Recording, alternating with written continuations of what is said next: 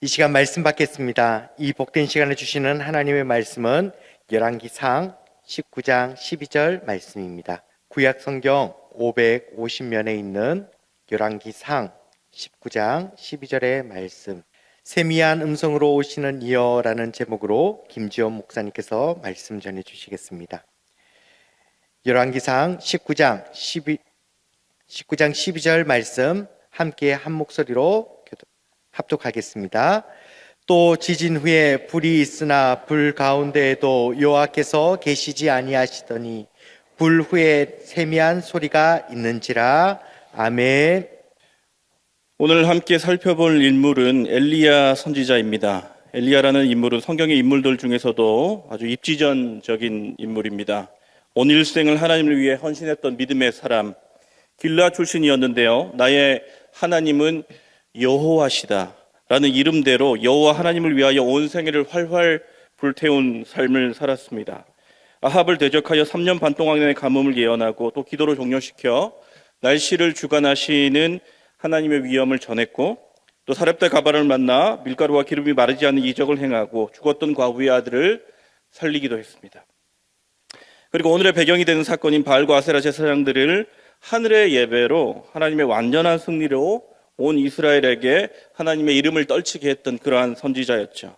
이 신약에서도 엘리야는 자주 언급이 됩니다. 예수님께서 세례 요한을 가리켜 오라고 되어 있는 엘리야라고 말씀하셨고, 예수님이 변화산에 올라가셨을 때에 만났던 인물이 두 명입니다. 한 명은 모세였고 한 명은 누구죠? 엘리야였습니다. 율법을 대표하는, 그리고 선지자를 대표하는 대표 선지자 엘리야였습니다. 그야말로 하나님의 섭리를 믿었고 목숨을 걸고 우상 숭배를 저지했고 기도에 헌신했고 온 생애를 드렸던 하나님의 사람이었어요. 그런데 그런 위대한 엘리야에게도 낙담과 탈진의 시기가 찾아오는 거예요. 열왕기상 19장은 이 위대한 일을 행하고도 공허와 허무에 기력이 쇠하고 심한 탈진 시기를 맞이하게 된 엘리야를 보게 됩니다. 아무리 위대한 믿음의 사람도, 아무리 강력한 성령의 사람도 누구나 낙담할 수 있고 탈진할 수 있습니다. 왜냐하면 우리는 연약한 인간의 몸을 가진 존재이죠. 오늘 말씀의 1절과 2절을 한번 살펴보도록 하겠습니다. 제가 한번 읽어드리겠습니다. 아합이 엘리야가 행한 모든 일과 그가 어떻게 모든 선지자를 칼로 죽였는지를 이세벨에게 말하니, 이세벨이 사신을 보내어 이르되 내가 내일 이맘때에는 반드시 내 생명을 저 사람들 중 한 사람의 생명과 같게 하리라. 그렇게 하지 아니하면 신들이 내게 벌 위에 벌을 내림이 마땅하니라 한지라. 자, 18장에 어떤 사건이 있었습니까? 이 450명의 바알 선지자를 죽였어요. 그리고 가뭄을 해결하는 비를 내렸습니다. 그러면 어떤 일이 벌어져야 될까요? 여러분, 어떤 일이 벌어지길 원하십니까? 위대한 일을 했기 때문에 그 위대한 일을 보았던 아합과 이세벨과 온 이스라엘 백성이 하나님 앞에 무릎 꿇고 회개를 하고 부복하여 하늘에 예배하는, 그죠? 여러분, 그런 마치 요나가 하나님의 말씀을 전했을 때 니느웨 백성들이 돌아왔던 것처럼 큰 일이 벌어지면 좋은데 1절에 보니까 어떤 일이 벌어집니까? 이세벨이 사신을 보내서 내가 내일 널 죽이겠다. 내가 내일 널 죽이겠다라고 살해의 위협을 했던 것이죠. 사실 죽이려면 그냥 군사를 보내면 됩니다. 여러분, 왜 사신을 보냈을까요? 사람들 앞에서 지금 공포하는 거예요. 내가 전혀 쫄지 않았다. 내가 전혀 쫄지 않았다. 내가 저 선지자 내일 죽여버릴 거야. 너희들 잘 봐. 이세벨이 이렇게 사람들 앞에 퍼포먼스를 하는 겁니다. 그러니까 여러분, 그렇게 하나님의 위대한 일을 했었던 엘리야가 3절에 보니까 이렇게 나와 있습니다. 그가 이 형편을 보고, 여러분, 이 단어가 중요합니다.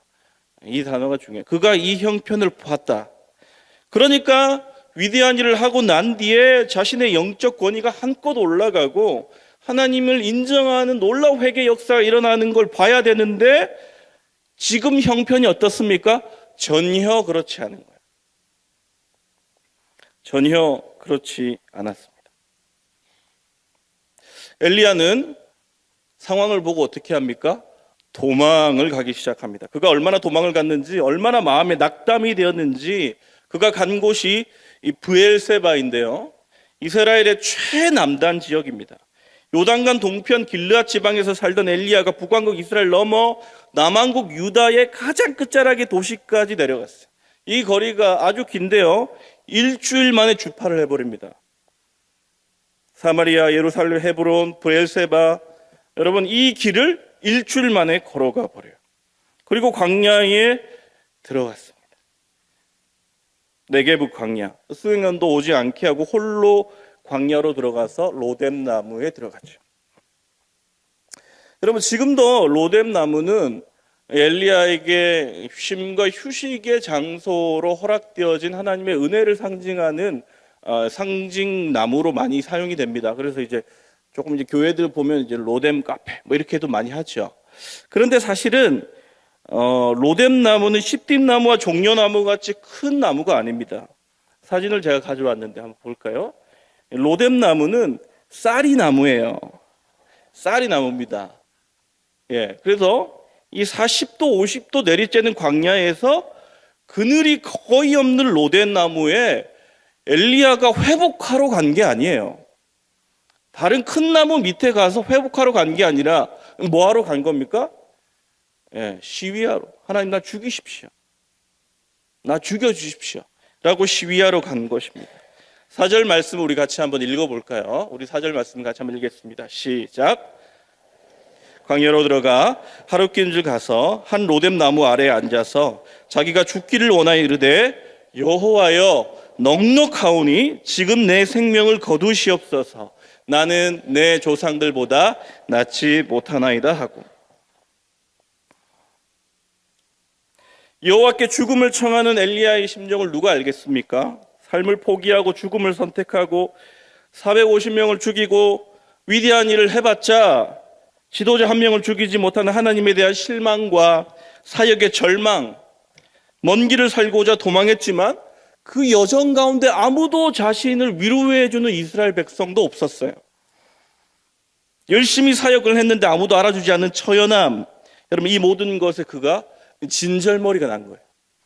하나님 넉넉합니다. 이제 됐고 죽여주십시오. 여러분 이제 사역자들도 이런 슬럼프에 빠질 때가 많이 있는데요. 제가 예전에 이제 부산에서 사역을 할 때에 해운대에서 큰 집회가 한번 있었습니다. 이제 큰 집회를 하면 보통 이제 그 지방에서는 대형 교회들이 좀 큰 일을 많이 감당을 하지요. 저도 그때 이제 대학부를 맡고 있어서 좀 많이 가서 청년들을 데리고 사역을 했던 기억이 있습니다. 많이 갔어요. 정말 헌신을 많이 해서 대학 청년부가 한 1000명 정도가 안내위원으로 갔습니다. 5월 25일이 주일이었거든요. 그러니까 아침에 예배를 드리고 리허설부터 시작해서 모든 행사가 끝났을 때가 밤 9시였습니다. 아주 고됐죠. 다 이제 뭐 하고 고생했다 하고 이제 보내고 집에 왔습니다. 집에서 자려고 하는데 전화가 울리는 거예요. 이제 발신자에 누구 뜹니까? 행정목사 땡땡땡.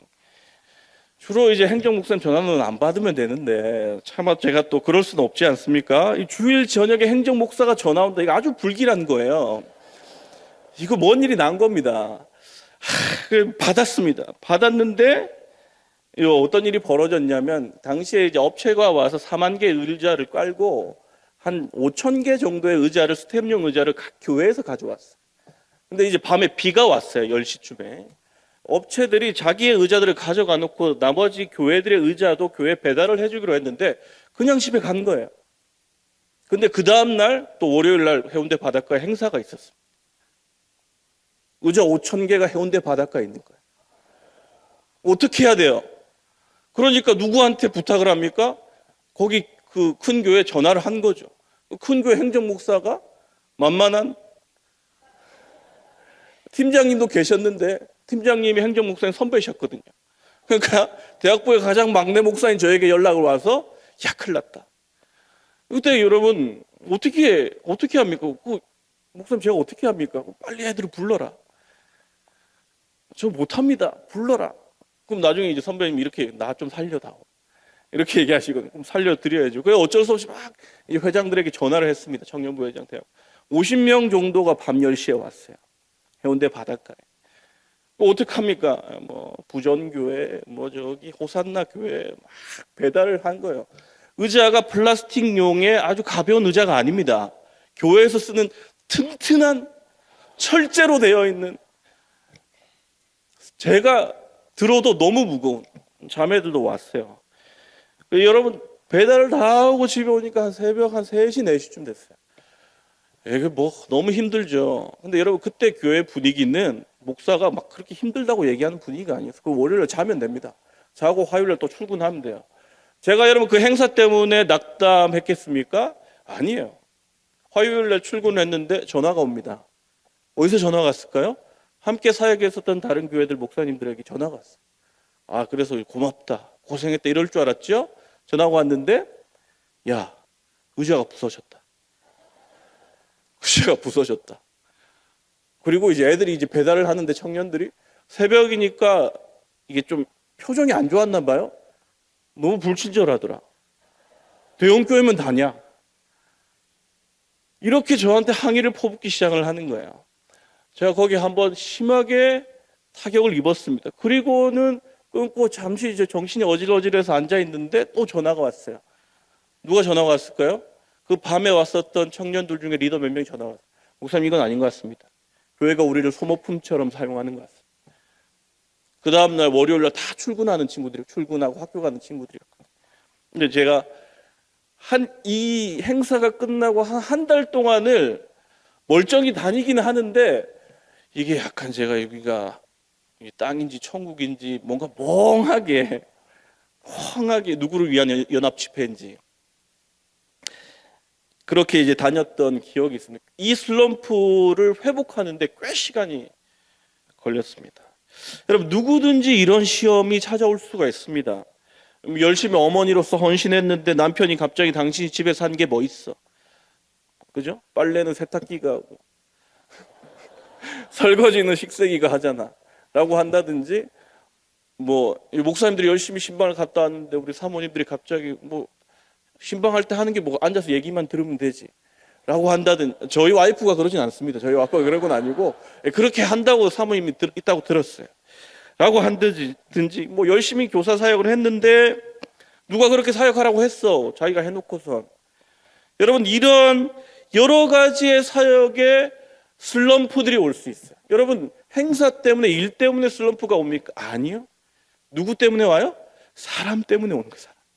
함께 했던 사람들, 함께 했던 동력자들이 오히려 나를 낙담에 빠지게 만듭니다. 탈진하게 만들죠. 그럼 어떤 생각이 듭니까? 아, 다 그만두고 싶다. 죽고 싶다. 여러분, 극심한 스트레스와 우울로 로덴나무를 찾은 엘리야가 선택한 건 쉼이 아니라 죽음이었어요. 하나님, 날 죽어주십시오. 여호와여, 내가 넉넉하오니 지금 내 생명을 거두시옵소서. 인생의 허탈과 낙담, 절망, 사람들의 질시를 피해 죽고 싶은 심정으로 울며 겨자 먹기로 악다구니처럼 삶을 버티고 계신 분들이 있을 수 있습니다. 우리는 사람이니까요. 여러분, 하나님은 위로의 하나님이십니다. 하나님은 여러분을 위로하세요. 엘리야에게 왜 절망하냐? 너 정신 나약하구나. 왜 죽으려고 하냐? 지금 나한테 시위하니? 하나님 그러지 않으시거든요. 절망한 엘리야를 있는 그대로 받아주시고 그를 회복해 하시는.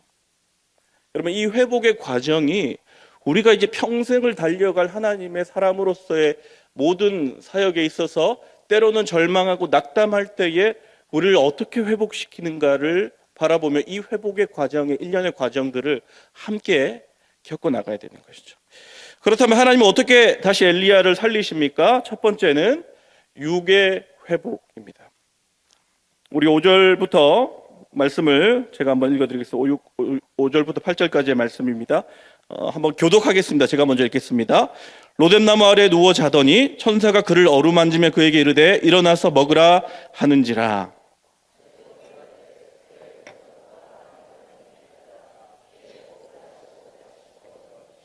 여호와의 천사가 또다시 와서 어루만지며 이르되 일어나 먹으라. 내가 갈 길을 다 가지 못할까 하노라 하는지라. 이에 일어나 먹고 마시고 그 음식물의 힘을 의지하여 40주 40야를 가서 하나님의 산 호렙에 이르니라. 엘리야가 깊은 잠에 빠집니다. 우울증에 빠진 사람은 계속 잠만 자기도 한다 그러죠. 목에는 또 극심한 피로를 느꼈습니다. 여러분, 지금 엘리야를 보내신 하나님은 엘리야에게 책망보다는 치료와 회복이 필요하다는 사실을 알고 계셨습니다. 왜냐하면 나보다 나를 하나님께서 더 알고 계시기 때문입니다. 그가 먼저 회복해야 될 것이 무엇이에요?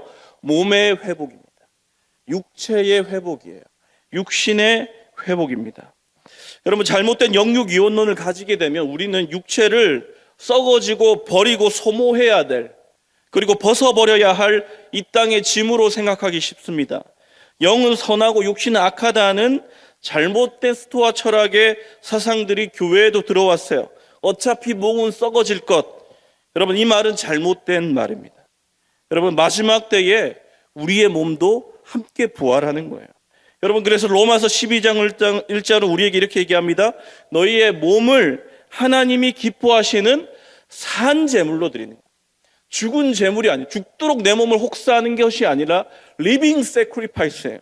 그 말은 뭡니까? 우리의 육신 또한 하나님께서 허락하신 청지기적인 사명을 가지고 아름답게 가꾸어 나가야 함을 이야기하고 있는 것입니다. 사람은 몸에 영향을 받습니다. 우리의 몸과 마음의 주인은 하나님이시죠. 근데 몸과 마음은 따로 떨어져 있는 것이 아니라 서로 영향을 받는 거예요.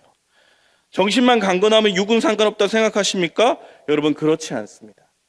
우리의 신앙은 몸의 신앙이에요. 몸이 가는 곳에 우리의 신앙이 있는 거예요.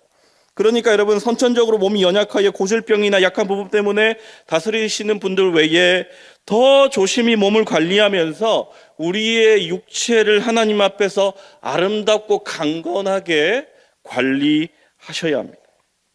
하나님은 지금 엘리야에게 기도를 시키지 않아요. 찬양을 불러라 그러지 않습니다. 영을 먼저 살리지 않습니다. 어루만지고 구운 떡과 물을 준비하시는 거예요. 여기서 여러분, 어루만졌다는 표현이 히브리어로 나가라는 표현인데 용례가 상당히 많은데요. 여기의 뜻은 이렇습니다. 효과를 느끼도록 두드리다, 치다. 약간 이제 천사의 마사지, 세라젬 약간 이런 느낌인데, 그러니까 이제 거룩한 안마라고나 할까요? 성경에도 안마가 나오는 거예요. 왜 그렇습니까? 이제 어루만지고 깨워서 팔과 다리를 주물러주고 깨워서는 식사를 하게 하는 겁니다. 그리고 또 자죠. 잠을 자고 일어나서 또 빵과 물을 먹게 되는 거죠. 몸이 지치고 허기가 들고 호르몬이 불균형해지면 사람은 약한 생각과 비관적인 생각이 들게 마련입니다. 무엇을 해야 되죠? 푹 쉬고 건강하게 몸을 다스리고 영양가 있는 균형 있는 음식으로 몸을 강건하게 관리하셔야 합니다.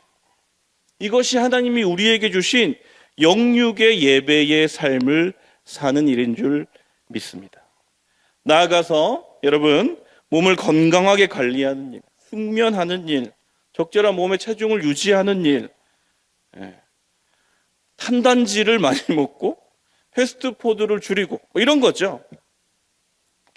이 모든 일이 회복을 넘어 부흥으로, 그리고 하나님이 쓰시는 올바른 회복을 위한 첫 번째 기림을 기억하는 여러분 되시기를 예수 그리스도의 이름으로 축복합니다. 몸을 우상화하면 안 돼요. 몸이 주인은 아닙니다. 그러나 하나님이 주신 거룩한 성전임을 기억하고 부정한 것은 멀리하고 거룩하게 지켜내시고 건강을 유지하는 여러분 되시기를 예수 그리스도의 이름으로 축복합니다. 두 번째는 영의 회복입니다. 영의 회복입니다. 먹고 마신 엘리야가 이제 길을 나서죠. 하나님의 산 호렙에 가도록 명하십니다. 40일을 걸어가요. 40일. 그리고 호렙산의 굴에 엘리야가 들어갔을 때에 하나님이 여호와께서 대화하기 위해 이렇게 말을 꺼내십니다. 내가 어찌하여 여기 있느냐? 하나님이 가라고 해놓고서 네가 왜 여기 있냐? 이렇게 물어보세요. 그때 대답이 엘리야가 이렇습니다. 우리 세번역 버전을 제가 한번 가져와 봤는데요. 이게 좀 더 리얼하니까 제가 한번 읽어드리겠습니다. 엘리야가 대답하였다. 나는 이제까지 주 만군의 하나님만 열정적으로 섬겼습니다. 그러나 이스라엘 자손은 주님과 맺은 언약을 버리고 주님의 제단을 헐었으며 주님의 예언자들을 칼로 쳐서 죽였습니다. 이제 나만 홀로 남아있는데 그들은 내 목숨마저도 없애려고 찾고 있습니다. 몸이 회복되었지만 아직 무엇이 회복되지 않았습니까? 마음이 회복되지 않은 대답에 섭섭함이 가득하게 묻어나오고 있어요. 교회 가장 큰 병 중 하나가 섭섭병이거든요. 지금 엘리야가 그거 걸린 겁니다. 섭섭해요, 섭섭해. 너무 섭섭합니다. 그런데 여러분, 그의 하소연을 팩트 체크하면 과장이 얼마나 가득한지 몰라요. 여러분, 이스라엘 자손들이 하나님과 맺은 언약을 모든 이스라엘 자손들이 버리지 않았습니다. 18장 4절에 보면 오바다 선지자를 통해서 여호와의 선지자들 상당수가 살아있다는 것을 알려줍니다. 또 그런데 엘리야는 혼자만 살아남았다고 얘기하고 있어요. 그러니까 지금 엘리야는 자기 연민과 자기 의에 빠져 사실에 근거하지만 완전한 사실이 아닌 반쪽짜리 사실, 실상은 거짓을 하나님께 고하고 있는 거예요. REC 개혁주의 주석에서는 이 부분을 이렇게 신랄하게 비판합니다. 제가 한번 읽어드릴게요. 영적 우울증은 우리가 스스로에게 설교하는 모든 반쪽 지식 속에 거짓말을 먹고 사는 흡혈귀다. 여러분, 이거 아주 멋진 표현이죠. 영어로 보면은 영적 우울증은 뭐예요? 뱀파이어라 이거예요. 뱀파이어. 이게 딱 나와 있지 않습니까? 제 발음이 별로 안 좋았어. 네, 이제 영적 우울증은 흡혈귀라는 거예요. 흡혈귀라는 겁니다. 어떤 흡혈귀입니까? 우리가 스스로에게 자꾸 설교를 하는 거예요. 반쪽의 지식의 거짓말을 자꾸 설교를 하고 먹는 흡혈귀라는 거예요. 엘리야는 지금 깊은 영적 우울증에 빠져서 있는 현상도 제대로 해석하지 못한 채 자기에게 반쪽짜리 거짓말을 되뇌이면서 하나님을 원망하고 있습니다. 여러분, 이것이 영적 우울증에 빠진 사람들의 기본적인 자세거든요. 사람들이 그렇게 행하지 않았는데 하나 행한 것 가지고 9가지를 과장하고 끊임없이 하나의 작은 사실을 가지고 억지를 만들어내고 과잉 해석하면서 서운하다, 섭섭하다. 하나님 어떻게 나한테 그러실 수 있느냐. 엘리야는 깊은 영적 우울증에 빠져 있는 것이죠. 그때 하나님이 처방을 내리십니다. 11절과 12절의 말씀인데요. 제가 한번 읽어드리겠습니다. 여호와께서 이르시되 너는 나가서 여호와 앞에서 산에 서라 하시더니 여호와께서 지나가시는데 여호와 앞에 크고 강한 바람이 산을 가르고 바위를 부수나 바람 가운데 여호와께서 계시지 아니하시며 바람 후에 지진이 있으나 지진 가운데도 여호와께서 계시지 아니하며 또 지진 후에 불이 있으나 불 가운데에도 여호와께서 계시지 아니하더니 불 후에 세미한 소리가 있는지라. 하나님이 엘리야를 동굴 밖으로 나오게 하시고 바람, 바위를 부르는 강한 바람, 지진, 화염을 보여주시는 거예요. 여러분, 이것들은 구약에서 하나님의 현현을 보여주는 많은 상징물 중 하나입니다. 하나님이 이것들을 통해서 자신을 보여주셨어요. 근데 지금 엘리야한테는 이걸로 자신을 보여주지 않는 거예요. 왜 그렇습니까? 지금 엘리야의 상황이 이것을 통하여서 보여주면 안 되기 때문이에요. 하나님이 거기에 계시지 않고 세미한 소리, 작은 소리로 나타나신 거예요. 이 세미한 소리를 여러 성경 버전은 다양하게 번역을 하고 있습니다. 잔잔하고 작은 목소리, 온화한 바람소리, 부드러운 속삭임, 낮은 속삭임, 정적, 이렇게 다양하게 번역을 하고 있습니다. 왜 이렇게 다양하게 번역을 할까요? 용례가 거의 없어요. 여기밖에 나오질 않습니다. 그러나 공통점은 아주 작고 젠틀한 보이스였다. 이 여러분, 세미한 소리의 의미가 두 가지가 있는데요. 첫 번째는 전능한 하나님의 그 극도의 겸손. 극도의 겸손입니다. 커다란 구름으로 기근을 해결하고 화염심탄으로 바알의 선지자를 심판한 하나님의 위엄 앞에서 엘리야는 크고 위대하고 장엄한 웅장한 일들 속에 하나님의 일이 벌어진다고만 생각했어요. 근데 여러분 실제로 그렇게 또 임하셨죠. 그러니까 계속 그렇게 거대한 일에만 집착하는 거예요. 그런데요, 하나님은 거기에도 계시지만 거기에만 계시지 않습니다. 스펙터클한 거대한 사건 속에만 계시지 않고 자꾸 소중한 일상 가운데도 계십니다. 이 사실을 엘리야가 깨닫지 못하면 그는 이제 일상이 시시한 거예요. 하나님께서 작고 작은 소리로 임하실 때에 전능하신 하나님의 완전한 겸손이 이 안에 숨어 있는 거예요. 여러분, 기독교의 역설은 겸손하고 낮추고 가장 약하게 다가올 수 있는 존재가 가장 강한 존재라는 것입니다. 여러분, 갓난아이가 태어났는데 3살짜리 형이 있어요. 5살짜리 형이 있어요. 놀아주라 그러는데 놀아주면 어떻게 합니까? 놀아주다 보면 때리고, 살살 만져주려는데 자꾸 살살 만지자고 집단에 하는데 자꾸 넘어뜨리죠. 왜 그렇습니까? 어설프게 강하기 때문에. 어설프게 강하면 약하게 해줄 수가 없어요. 그러나 부모는, 할아버지 할머니는 약하게, 부드럽게, 세미하게 아이를 만져줄 수 있어요. 왜 그렇습니까? 압도적으로 강하기 때문에. 완전한 겸손은 압도적으로 강한 존재만이 가능한 거예요. 사랑의 하나님, 전능하신 하나님이 왜 아들을 보내주셔서 가장 무력하게 죽으십니까? 가장 강하고 전능하시기 때문이에요. 전능한 신이시니까 사람의 몸까지 입으실 정도로 무력해지실 수 있는 겁니다. 가장 위대한 하나님이시기에 토라지고 울고 있는 엘리야에게 들릴 듯 말 듯한 낮은 소리로 말씀하시며 위로하실 수 있는 것이죠. 여러분, 이렇게 지극한 겸손으로 오시는 하나님의 음성을 들으신 여러분 되시기를 축복합니다. 여러분, 이 음성을 들으셔야 돼요. 그때 영의 회복이 시작되는 거예요. 두 번째, 이 의미는 무엇입니까? 나에게 말씀하시는 하나님의 친밀함이에요. 요즘 현대 사람들, MZ 세대들이 뭐라고 얘기합니까? 역사를 말하고 예수님께서 계셨다 말하고 예수님의 부활은 있었다라고 증거들을 내세우면은 뭐라고 그러는지 아세요? 있을 것 같아요. 좋은 분 같아요. 예수님 좋은 분 같아요. 예, 좋아요. 근데 그게 나랑 무슨 상관인데? 그게 나랑 무슨 상관입니까? 2000년 전에 그 사람이 나랑 무슨 상관입니까? 나와 관련이 없으면 아무 의미가 없는 거예요. 다른 사람들의 일이지 나의 일이 아니에요. 공식적인 행사를 통해서, 공예배를 통해서 들려오는 예배가 은혜가 없으면 들려지지 않아요. 그게 나랑 무슨 상관인데? 회복이 없고 딴 나라 세상처럼 들리고 감정이입이 되지 않아 공감이 되지 않습니다.